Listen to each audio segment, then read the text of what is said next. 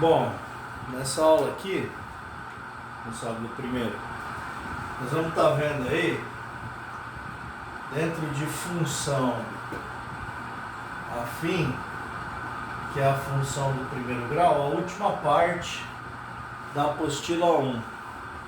Vai estar falando de taxa de variação e também do estudo de sinal da função. Então, nesse caso aí, a taxa de variação, vou lembrar aí que a função do primeiro grau, ela tem f em função de x igual a y, e a lei de formação é dada por y é igual a ax mais b. A taxa de variação, ela é dada pelo intervalo ΔY dividido por ΔX, a razão entre os dois. Lembrando que ΔY vai ser y2 menos y1, vai ser o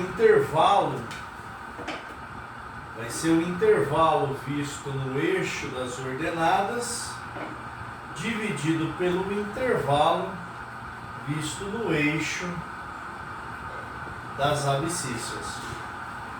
E aí esse intervalo, ele gera o A da função do primeiro grau. Tá certo? Que vai ser o coeficiente angular dessa abertura aí, a taxa de variação. Com relação aos sinais, então lembre-se aqui, ó, se você tem uma reta crescente, você vai ter aqui x1, aqui x2, consequentemente formando o par ordenado y1, aqui y2, e você vai ter o ΔX aqui, representado por x2 menos x1, esse intervalo aqui, ó. E aqui você vai ter o ΔY, representado por y2 menos y1, que vai ser esse intervalo aqui, e você passa a ter essa taxa de variação. Então, vou apagar aqui e vou lembrar também que para a regra de sinal, o que nós vamos estar analisando é o A. Então temos aí no sinal, no estudo do sinal, né? No estudo do sinal, você vai ter que quando A for maior do que zero, você passa a ter uma reta crescente cruzando o eixo das abscissas nesse ponto aqui, na raiz, né? No que a gente chama de raiz. Então eu vou chamar esse cara aqui de valor. Esse valor vai ser a raiz da função ou o zero da função. Em cima desse ponto, repare, analisando entre a reta gerada pela função e o eixo, aqui no meio ela vai ser positivo, para trás negativo. Ou seja, qualquer valor que eu pegar para frente desse daqui e substituir no x, ele vai dar um valor positivo. Para trás ele vai dar um valor negativo. Então quando v for igual a zero, você tem um valor nulo. Quando v for maior do que zero, ele vai ser positivo. E quando v for menor do que zero, ele vai apresentar um valor negativo. Isso quando A for maior do que zero, gerando uma reta crescente. Quando A for menor do que zero, ele passa a gerar uma reta decrescente, apresentando um valor de raiz ou zero da função. Para frente desse valor agora, ele fica negativo nesse intervalo aqui, ó, entre eles. E para cá, positivo. Então, fazendo uma análise, quando V for igual a zero, ele continua nulo. Quando V for menor do que zero, valores menores do que V, ele fica positivo. E quando V é menor do que zero, é maior do que zero, para lá ele vai ser negativo. É assim que se faz uma análise do estudo de sinal dessa função. Bom, baseado nisso, eu vou fazer o exercício 1 e 2. Então, vou estar apagando aqui. E vamos fazer aí o exercício 1 e 2 para finalizarmos a apostila. Então, vamos lá.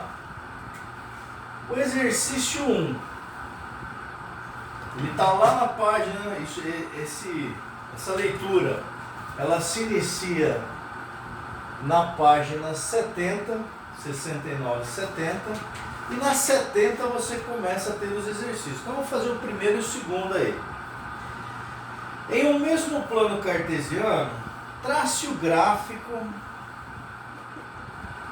das seguintes funções. F em função de x é igual a 4x. G em função de x é igual a 4x mais 1. E h em função de x é igual a 4x menos 2. Então tá aí. Letra A. Depois de traçar os gráficos, ele pede a letra A, que é a taxa de variação desse exercício, do gráfico deles aí. Letra B. A posição relativa das retas nos gráficos. Então vamos lá. Primeira coisa é construir o gráfico. Lembre-se aí que f em função de x é o mesmo que g em função de x, é o mesmo que h em função de x e representa o y, para você poder estar montando o gráfico. Então vamos lá. Eixo das ordenadas, eixo das abscissas, o x.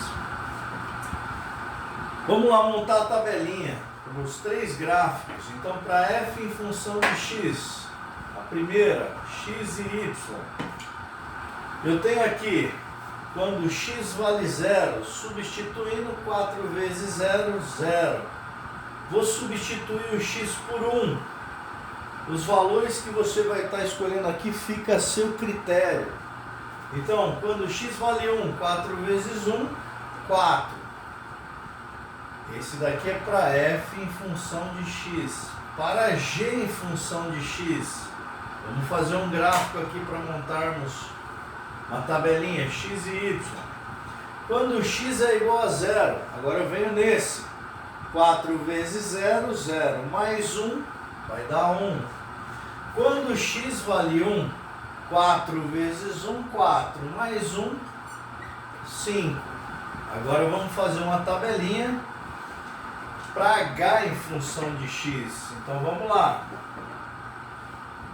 X e y. Quando x vale 0, agora em h em função de x. 4 vezes 0, 0 menos 2. Menos 2. Para quando x vale 1. Procure estar trabalhando esse intervalo de x entre menos 1 e 1. O menos 1, 0, 1.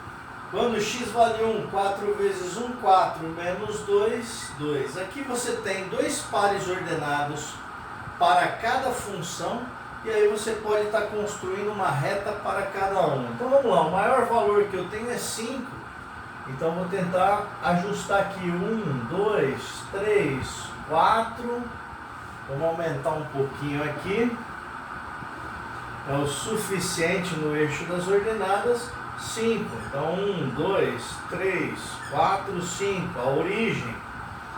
Menos 1. Menos 2. Menos 3. 1, 2, 3, 4. Para cá. Menos 1. Menos 2. é o suficiente, o menor número que eu tenho é o menos 2 e o maior é o 5.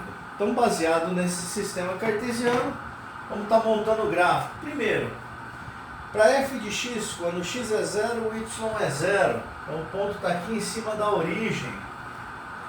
Quando x é 1, o y é 4. Então nós temos aqui, ó, as retas de apoio e o ponto vai estar aqui, ó, no encontro delas. E aí fica fácil traçar nossa primeira reta. Então está aqui uma reta crescente para f em função de x. Na letra na g em função de x, eu tenho quando x é 0, o y é 1, o ponto vai estar aqui. Quando x é 1, o y é 5, então eu vou subir um pouquinho aqui, aproveitando a reta de apoio, o ponto vai estar aqui. Traçando essa reta, aqui ó, temos a reta que representa g de x. H de x vai estar quando x é 0, o y é menos 2. E quando x é 1, o y é 2. Vou usar aqui a mesma. O ponto vai estar passando aqui. Construindo nossa reta, vai estar passando em cima desse cara dos dois aqui, ó. E essa é h em função de x. Então agora respondendo a letra A. Vamos lá. Qual é a taxa? A taxa ela é dada por ΔY dividido por ΔX, ou o A. E o A para todas elas é 4. Então tá aqui, ó.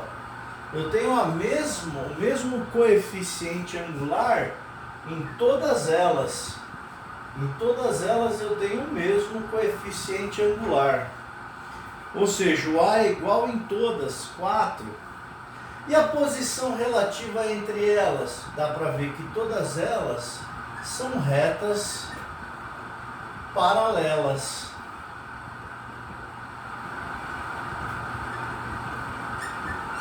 Então tá aí o exercício 1, a criação do gráfico, a taxa de variação e a posição relativa entre as três retas, ok? Eu vou agilizar aí, vou fazer o exercício 2. E assim a gente finaliza a apostila 1. Então vamos lá, apagar esse 1 aqui. Vamos para o exercício 2.